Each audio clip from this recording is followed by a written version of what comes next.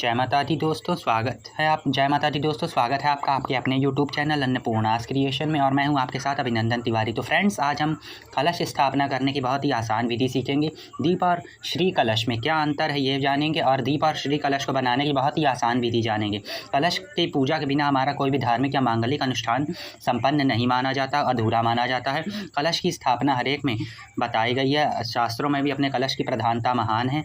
तो आइए हम कलश स्थापना की बहुत ही आसान विधि जानते हैं। शुरू कीजिए, चलिए फिर शुरू करते हैं।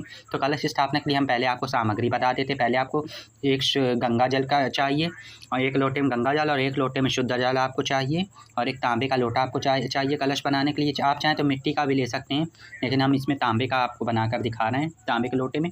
और इसके बाद आपको पंच पल्लव चाहिए, दीपक चाहिए।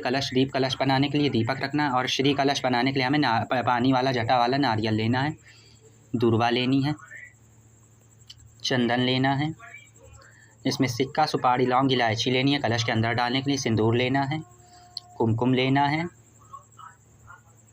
अक्षत लेने हैं कलश में डालने के लिए, और हल्दी लेनी है। खड़ी हल्दी भी आप ले सकते हैं। और माला लेनी है कलश के मुख पर पहनाने के लिए, और गुड़हल के फूल या और आप अन्य कोई फूल भी ले सकते हैं। रोली लेनी है हमें सतिया बनाने के लिए। कलश पर स्वास्तिक का चिन्ह बनाना बहुत ही ज़रूरी है।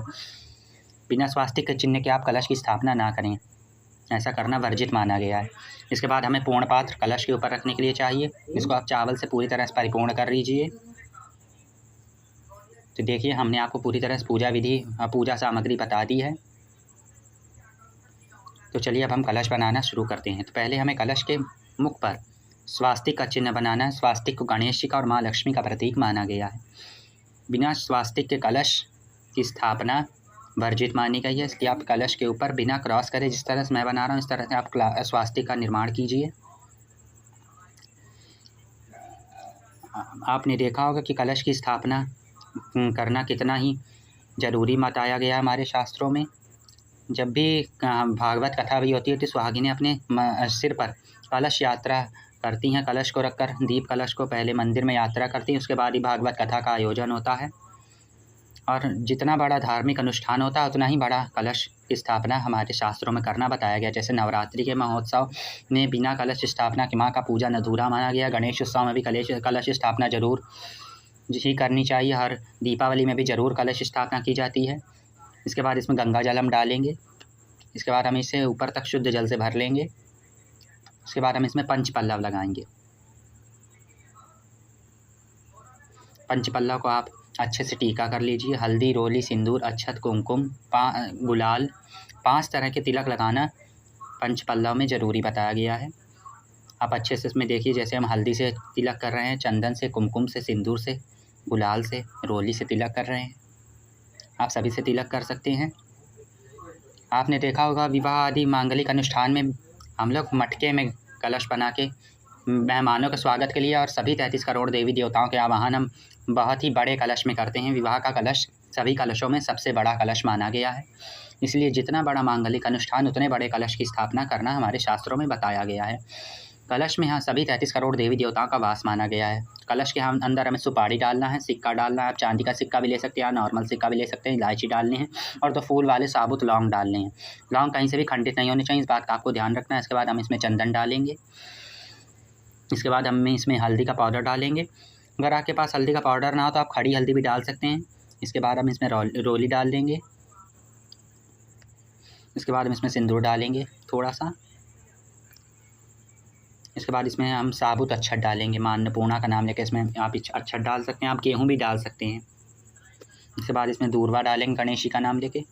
इसके बाद हम इसमें पुष्प डालने हैं। आप गुड़हल का पुष्प हम डाल रहे हैं, आप कोई भी गेंदे का, गुलाब का, कमल का कोई भी पुष्प आप इसमें डाल सकते हैं, भगवान का नाम लेके, माँ लक्ष्मी जी का नाम लेके।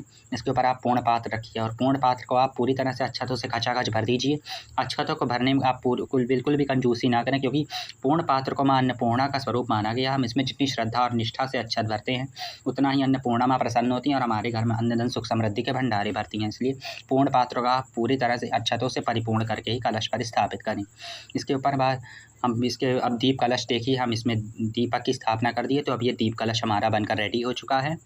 दीप कलश को देवताओं के पूजन में, यानी श्री गणेश जी, श्री हनुमान जी, श्री शिव जी, श्री विष्णु जी, श्री कृष्ण भगवान जी, सभी देवताओं के पूजन में, किसी भी देवता के पूजन में हम दीप कलश की स्थापना कर सकते हैं।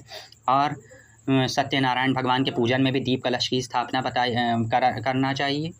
और जन्मदिन के अवसर पर भी हमें दीप कलश की स्थापना करके पूजा करनी चाहिए।